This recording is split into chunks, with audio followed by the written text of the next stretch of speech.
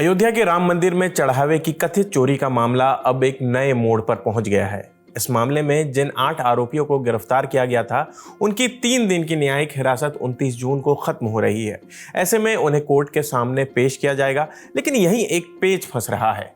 खबर है कि फैजाबाद बार एसोसिएशन के ज्यादातर वकीलों ने आरोपियों की पैरवी नहीं करने की इच्छा जताई है। आज तक से जुड़े सिमर चावला की रिपोर्ट के मुताबिक इस पर आखिरी फैसला 29 जून सुबह 11 बजे होने वाली बार एसोसिएशन की आम सभा में लिया जाएगा। अगर प्रस्ताव पास हो जाता है तो बार एसोसिएशन का कोई भी सदस्य आरोपियों की तरफ से अदालत में पेश नहीं होगा। बार एसोसिएशन के अध्यक्ष कालिका मिश्रा ने कहा कि इस मुद्दे पर अंतिम फैसला आम सभा में होगा। वहीं सचिव शैलेंद्र जायसवाल का कहना है कि मंदिर के चढ़ावे में कथित चोरी की खबर से वकीलों की भावनाएं आहत हुई हैं और इसलिए ज्यादातर वकील इस केस की पैरवी नहीं करना चाहते। कुछ वकीलों ने तो आरोपियों के खिलाफ और सख्त कार्रवाई की मांग भी कर दी है। वकील विवेक कुमार सिंह का कहना है कि आरोपियों को भारी सुरक्षा में कोर्ट लाने के बजाय पहले जनता के बीच ले जाना चाहिए था। वहीं वकील राजेंद्र चौधरी ने कहा कि आरोपियों के खिलाफ बुलडोजर कार्रवाई होनी चाहिए, क्योंकि इस घटना से अयोध्या की छवि को नुकसान पहुंचा है। अब बात उन लोगों की जिन पर आरोप लगे हैं। पुलिस ने इस मामले में 8 लोगों को गिरफ्तार किया है। इनमें अविनाश शुक्ला, अनुकल्प मिश्रा, लवकुश मिश्रा, मनीष कुमार यादव, करुणेश पांडे, रामशंकर मिश्रा, सुभाष श्रीवास्तव और रामाशंकर उर्फ टिन्नू यादव शामिल हैं। आज तक के मुताबिक ये सभी राम मंदिर में चढ़ावे के तौर पर आने वाले नकद, गहनों और दूसरी कीमती चीजों की गिनती और प्रबंधन से जुड़े काम में लगे थे। पुलिस का कहना है कि जांच के दौरान अब तक करीब 79,85,000 रुपए बरामद किए जा चुके हैं। आरोपियों के खिलाफ भारतीय न्याय संहिता यानी कि BNS की चोरी, आपराधिक विश्वासघात, चोरी की संपत्ति रखने और आपराधिक साजिश जैसी धाराओं में केस दर्ज किया गया है। इनके अलावा भ्रष्टाचार निवारण अधिनियम की धाराएं भी लगाई गई हैं। ये FIR उत्तर प्रदेश सरकार की बनाई गई 3 सदस्यीय SIT की शुरुआती रिपोर्ट के आधार पर दर्ज हुई थी। 28 जून को पुलिस ने सभी आरोपियों के घरों पर एक साथ छापेमारी भी की।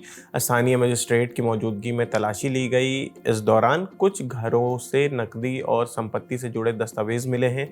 अब पुलिस ये जांच करेगी कि इनका संबंध कहीं मंदिर के चढ़ावे की रकम से तो नहीं है। कोर्ट में पेशी के दौरान पुलिस आरोपियों की कस्टडी भी मांग सकती है, ऐसा कहा जा रहा है। इस बीच जांच से जुड़ी एक और अहम जानकारी सामने आई है। आज तक ने सूत्रों के हवाले से लिखा है कि श्री राम जन्मभूमि तीर्थ क्षेत्र ट्रस्ट को इस कथित गड़बड़ी के बारे में मामला सार्वजनिक होने से पहले ही पता चल गया था।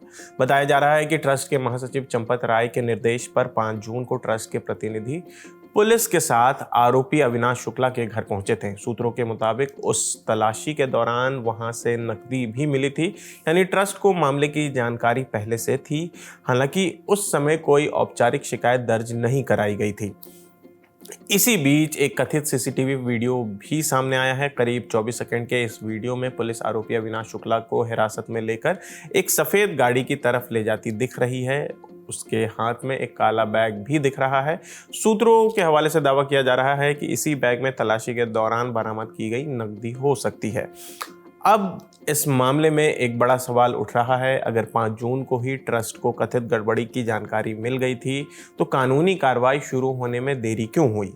SIT की जांच में चढ़ावे के प्रबंधन से जुड़ी कई खामियां भी सामने आई हैं। सूत्रों के मुताबिक कैश हैंडलिंग, कर्मचारियों के वेरिफिकेशन और CCTV निगरानी व्यवस्था में लापरवाही मिली है। चढ़ावे का काम संभालने वाले स्टेट बैंक ऑफ इंडिया के कुछ कर्मचारियों की नियुक्तियों की भी जांच हो रही है। SIT अपनी शुरुआती रिपोर्ट उत्तर प्रदेश के मुख्यमंत्री योगी आदित्यनाथ को सौंप चुकी है। अब देखना यह है कि फैजाबाद बार एसोसिएशन उनके बचाव में कोई वकील खड़ा करता है या नहीं, और फिर कोर्ट में क्या होता है। तो फिलहाल इस खबर में इतना ही। इस खबर से जुड़ी जो भी अपडेट होगी हम उसे आप तक पहुंचाते रहेंगे। मेरा नाम आसिफ असरार है। देश और दुनिया की तमाम खबरों के लिए देखते रहिए दी लल्लन टॉप। शुक्रिया।